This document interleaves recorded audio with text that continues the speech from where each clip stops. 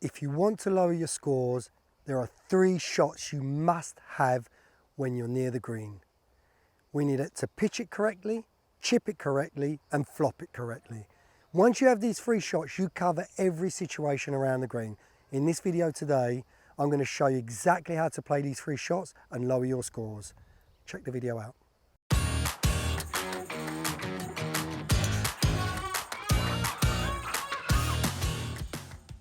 Right, let's start with the standard pitch shot. I'm in a situation where I'm about, I don't know, say 30 yards from the flag, maybe a little bit less. It's the green's a little bit raised up from where I am, so I'm hitting uphill into a high green where the flag's in the middle of the green.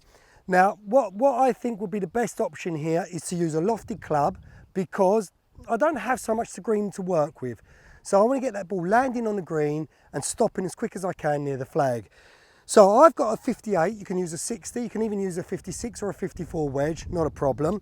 And what am I trying to do? I'm just trying to create a length of swing and a speed of swing that will allow me to control exactly the distance I want to hit the golf ball. Like I said, I'm trying to hit this golf ball 25 to 30 yards. So what do? I keep my feet close together. That's the first thing you've got to understand when pitching. We don't need a wide stance. We don't need to hit a power shot. We're not looking for distance, we're looking for finesse, for accuracy, for precision. So we're going to keep our feet closer together. That allows me to have like the feeling of one big leg and not 2 legs. That allows me to rotate in a center point where I don't move around too much. First thing. Second thing, I'm just going to flare my left foot out a little bit. That allows me to keep my weight to the left side and rotate my body much better through the shot. My hips can rotate much better in this position. So that's the second thing.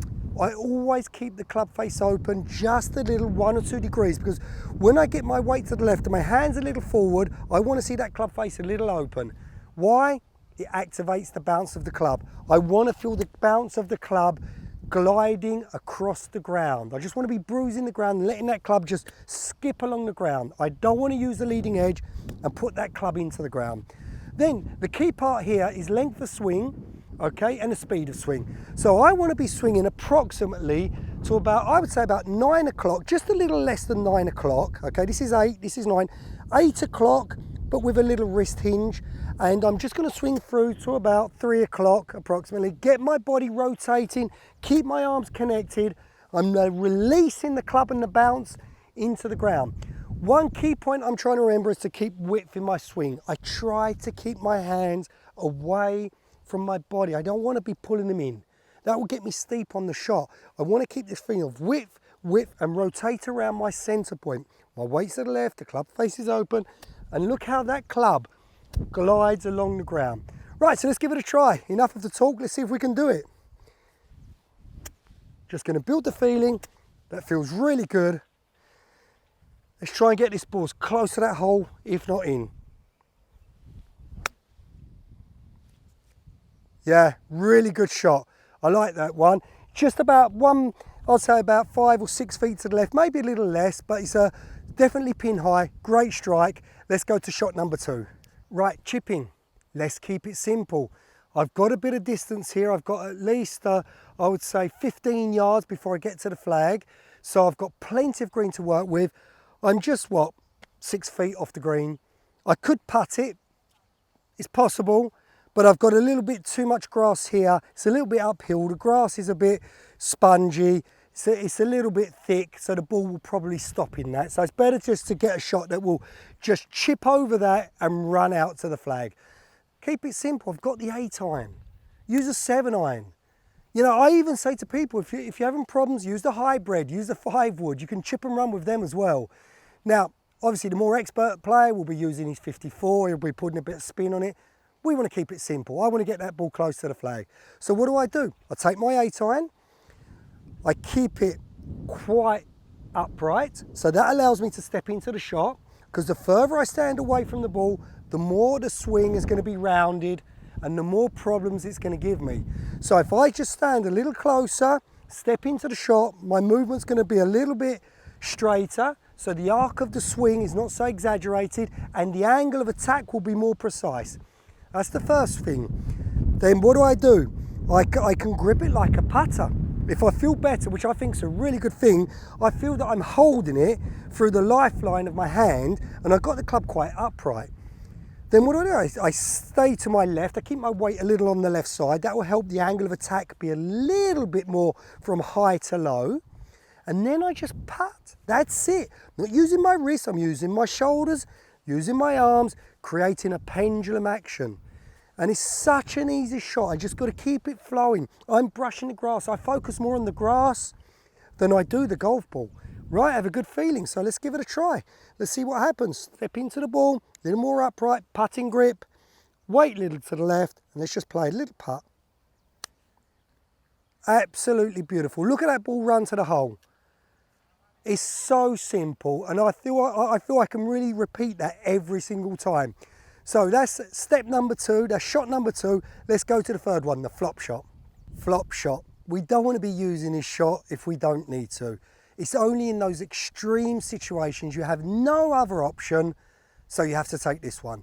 So I've got the highest lofted club in my bag. I've got a 58. Now I'm going to show you where my golf ball is. You probably won't even be able to see it.